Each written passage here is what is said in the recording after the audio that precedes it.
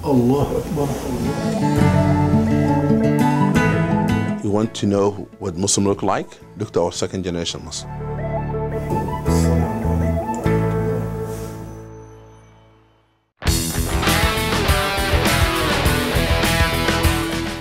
لیکن یہاں سوال یہ پیدا ہوتا ہے کہ اسلام کے لیے کون آواز بلند کر رہا ہے؟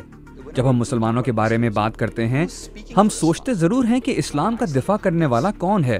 میرا مطلب ہے آئے دن ہم ایسے ماہرین کو بھی دیکھتے ہیں جن کو مسلمان ملکوں میں جانے تک کا اتفاق نہیں ہوا، یا جن کو قطعاً یہ علم نہیں ہے کہ اسلام کیا چیز ہے یا مسلمان کون ہے، لیکن وہ ہمارے لیے بولنے کی جسارت کرتے ہیں. Well, it is changing, and you know, as someone who has been the Muslim voice, and that's why my website is called. اس بارے میں اب تبدیلی کے آثار نمایاں ہیں.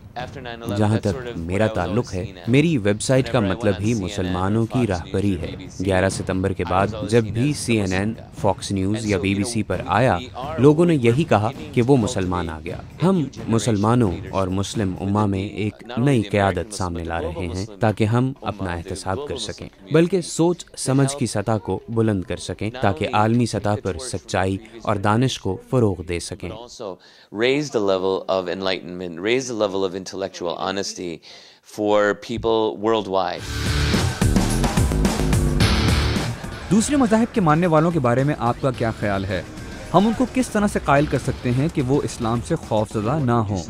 جو دوسرے مذاہب کے لوگ آپ کو دیکھ رہے ہوں گے اس وقت، ان سے آپ کیا کہیں گے؟ وہ جو کہ اسلام کے بارے میں کوئی خاص معلومات نہیں رکھتے.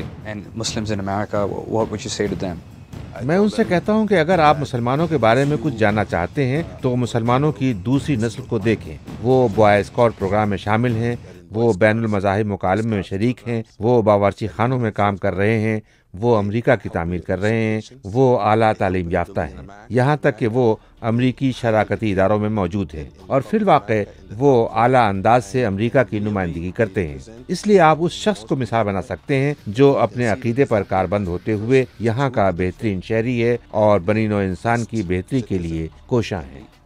And they contributing to the betterment of humanity. اگر کچھ مسلمان بچے گمراہ کیے جا رہے ہوں تو شعور رکھنے والے مسلمانوں کا کیا فرض بنتا ہے؟ امام ماجد، نوجوان مسلمان ایسے بھی تو ہیں جو لوگوں کو دھماکوں سے اڑا رہے ہیں. میں ان سے کہوں گا کہ اس مثال کو دیکھو. آپ کس مثال کی بات کر رہے ہیں؟ جو مثال میں نے اس سے پہلے پیش کی، اعتدال پسند مسلمان کی. ہاں، مسلمان وکیلوں، مسلمان ڈاکٹروں کی. آپ ان کی کیا تعریف کریں گے؟ اعتدال پسند کہیں گے ان کو، ترقی پسند، یا صرف مسلمان؟ دیکھیں، میں سچے مسلمان کا لفظ استعمال کروں گا. اور جو لوگ خود کو دھماکوں میں اڑا کر خودکشی کر رہے ہیں؟ نہیں، یہ صحیح اسلام نہیں ہے، یہ اسلام کی تحریف ہے.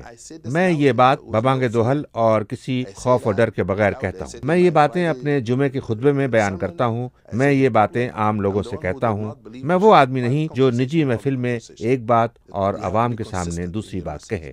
جو لوگ بچوں کو پڑھاتے ہیں ان کے لیے لازم ہے کہ وہ اپنے ذاتی اور سیاسی خیالات کے اظہار میں محتاط ہوں تاکہ ایسی بات نہ کہہ دی جائے جس کی وجہ سے ذہن گمراہی کی طرف مائل ہو جائے، یہاں تک کہ انہیں کسی کو دھماکے سے اڑانے کی ترغیب ملے. میں ٹی وی چینلز پر آتا ہوں اور کم عمر بچوں کو یہ پیغام دیتا ہوں کہ ارسلان اور اس جیسے دوسروں کو مثال بناؤ جو سیاسی عمل کا حصہ ہیں. جنہوں نے سیاسی عمل میں شرکت کی وہ زیادہ مؤثر لوگ ہیں. آپ کو ایسے لوگوں کی مثال سامنے رکھنا ہوگی جو تعلیم یافتہ ہیں، جو اس بات پر مصر ہیں کہ ہمیں معاشرے کے فروغ کے لیے کام کرنا ہے. مجھے معلوم ہے کہ پاکستان میں بھی بہت سے اعلیٰ تعلیم یافتہ لوگ موجود ہیں. اسی طرح سعودی عرب اور سوڈان میں بھی اعلیٰ تعلیم یافتہ لوگ موجود ہیں. وہ ایک بڑی تبدیلی کا باعث بن سکتے ہیں. اوباما نے کم عمر افراد سے کہا تھا کہ یہ وقت تمہارا وقت ہے. اگر اجازت ہو تو میں اوباما کے یہ الفاظ آپ کی نقل کروں. بالکل شوق سے، آپ جو چاہیں کہہ سکتے ہیں. ایسا کہنے پر آپ پر کوئی حملہ نہیں کرے گا. ارسلان کہتے ہیں کہ وہ وقت جلد آنے والا ہے جب مسلمانوں میں صلح جوئی کی بات کرنے والے بہت سے ہوں گے. ہندوؤں میں صلح جو ہوگا، عیسائیوں میں صلح جو ہوگا، یہودیوں میں صلح جو ہوگا، اور یہ سب مل کر عدم تشدد پر یقین رکھنے والے لوگوں کی عالمی تحریک کا حصہ بنیں گے. Even though I'm a Muslim pacifist, I want there to be Christian pacifists. کیونکہ میں امن پر یقین رکھنے والا مسلمان ہوں، لہٰذا میں چاہوں گا کہ عیسائی صلح جو ہو، یہودی صلح جو ہو، بدھ مت صلح جو، ہندو صلح جو ہو. عالمی سطح پر صلح جوئی کی ایک تحریک چلے جہاں ہم مل کر یہ بات کہیں کہ اب بہت جنگ و جدل ہو چکا، اب اس کے بعد ہماری طرف سے کوئی ایسا گھناؤنا عمل نہیں ہوگا، اور آئندہ ہم صرف اور صرف سفارتکاری کا راستہ اپنائیں گے. ہر چیز عدم تشدد کے ذریعے طے پائے گی. ہم 21ویں صدی کا انسانی معاشرہ ہیں. یہ انٹرنیٹ، آئی پاڈ، فیس بک اور فوری رابطے کا دور ہے. نئی صدی کے انسانی معاشرے کی حیثیت سے ہم اپنے آپ کو بہت روشن خیال تصور کرتے ہیں، باوجود اس کے کہ ہم جنگ کے وحشی حربے استعمال کرتے پھرتے ہیں، صرف اسی خاطر کہ ہمارا پلہ بھاری ہو. یہ مطلب پرستی یا منافقت کی انتہا ہے. ارسلان یہ بھی کہتے ہیں کہ 2 غلطیاں ایک درستگی کو جنم نہیں دیں گی. جو بھی غلطی پر ہے اسے چاہیے کہ وہ آگے آئے، اپنی غلطی کا قرار کرے.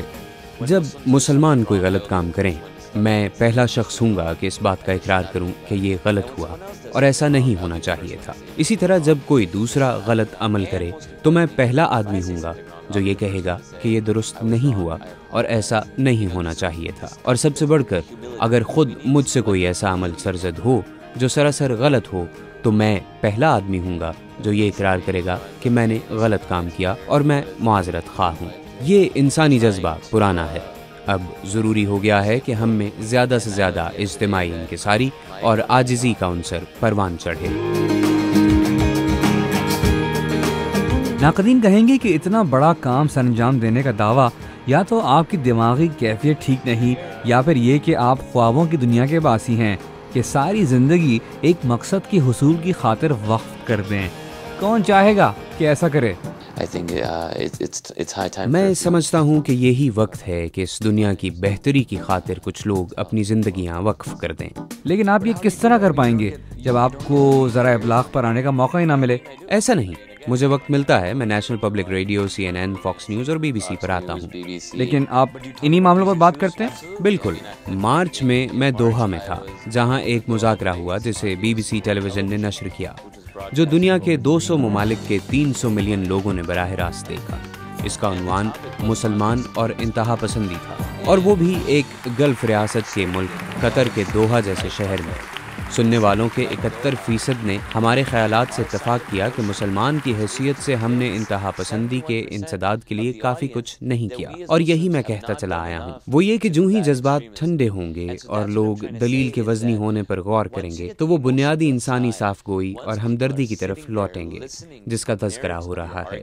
2 غلطیاں ایک سچ کو جنم نہیں دے سکتی. اسلام ہمیں یہ نہیں سکھاتا. کوئی بھی مذہب نہیں کہتا کہ 2 غلط کاریاں ایک درست کو جنم دے سکتی ہیں. No religion teaches you that 2 wrongs make a right. We must clean our own house first before we can expect others to have any sort of sympathy for our causes.